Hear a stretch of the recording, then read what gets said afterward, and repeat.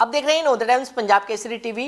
कांग्रेस के पूर्व अध्यक्ष और सांसद राहुल गांधी की सदस्यता रद्द कर दी गई है। हमारे साथ हरियाणा कांग्रेस के अध्यक्ष उदयभान जी है। उदयभान जी, सदस्यता रद्द कर दी गई है, कैसे देख रहे हैं आप पहले इस पूरे घटनाक्रम को? ये बीजेपी सरकार का एक तानाशाही रवैया है जो विपक्ष की आवाज़ को दबाना चाहते हैं। जो विपक्ष का सबसे मजबूत जो मुखर जो आवाज़ थी उसको ये पहले से ही दबाने का प्रयास कर रहे थे, लेकिन इनकी गलतफहमी है। मैं ये कह सकता हूँ कि विनाश काले विपरीत बुद्धि वाली बात है। जिस तरह से ये प्रताड़ित करेंगे, जो गेंद होती है ना, जितना उसको प्रेशर से दबाएंगे वो उतने ही वेग से और ज़्यादा उछलती है।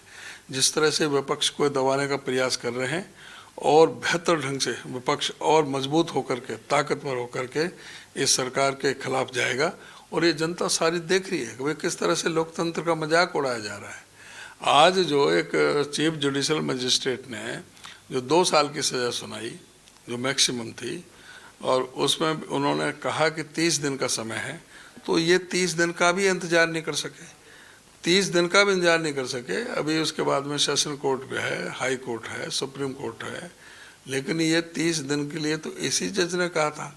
लेकिन 30 दिन का इंतजार ना कर 24 घंटे के अंदर उनकी सदस्यता खत्म करने से ये स्पष्ट प्रतीत होता है कि इनका किस तरह से जो तानाशाही रवैया चल रहा है और किस तरह से विपक्ष को दबाना चाहते हैं। लेकिन कांग्रेस पार्टी बहुत मजबूती से इन सारे मुद्दों पर लड़ेगी, सड़क से लेकर के संसद तक, न्यायालय में जहाँ भी होगा वो लड़ेगी। और राहुल गांधी उस खानदान से, उस परिवार से आते हैं जिसके दो उसके पिताजी, उसके दादी जो देश की एकता और अखंडता के लिए शहीद हो गए, जिसके नाना 9.5 साल तक अंग्रेज़ों के जेल में रहे। कभी अंग्रेज़ों से नहीं दबे, किसी से इनसे दबेंगे तो पूरी तरह से मजबूती से कांग्रेस पार्टी लड़ाई लड़ेगी। और जनता ये सारी देख रही है। 2024 में आप देखना कि इनका क्या हालत होती है। लेकिन आप लोगों के सामने अब विकल्प क्या बचता है? कानूनी रास्ते क्या होते हैं आपके? हाँ, विकल्प इस मामले में तो अभी सेशन कोर्ट में जाएंगे। सेशन कोर्ट में ये रद्द हो जाएगा तो ये अपना ऑटोमेटिक खत्म हो जाएगा, फिर दोबारा उनकी सदस्यता बहाल हो जाएगी। हरियाणा में हुआ था। हरियाणा में प्रदीप चौधरी जो कालका से विधायक हैं, उनके खिलाफ ऐसे ही सज़ा हुई थी 2 साल की, लेकिन वो सेशन में गया तो वहाँ उन्होंने वो रद्द कर दी थी। हाई कोर्ट में स्टे हो गया, हाई कोर्ट में स्टे हो गया, हाई कोर्ट के खिलाफ वो सुप्रीम कोर्ट में गया, सुप्रीम कोर्ट ने उनको रद्द कर दिया। तो वो आज भी एमएलए है, उनकी भी एमएलए की सदस्यता खत्म कर दी थी इसी तरह से स्पीकर ने, जैसे इन्होंने किया ऐसे ही। पर इस मामले में तो 30 दिन का समय था, उसमें तो था नहीं, इसलिए ठीक है उन्होंने कर दिया। उसके लिए वहाँ गए कोर्ट में, वहाँ से रिलीफ मिल गया।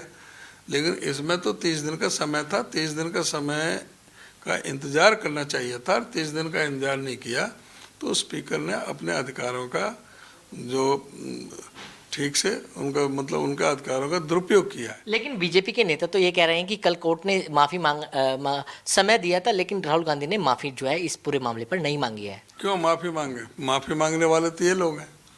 इन लोगों ने माफी मांग के, इन्होंने तो अंग्रेजों से पेंशन भी ली है, अंग्रेजों से मिल करके इन्होंने तो स्वाधीनता संग्राम सेनानियों के खिलाफ इन्होंने बयान दिया है।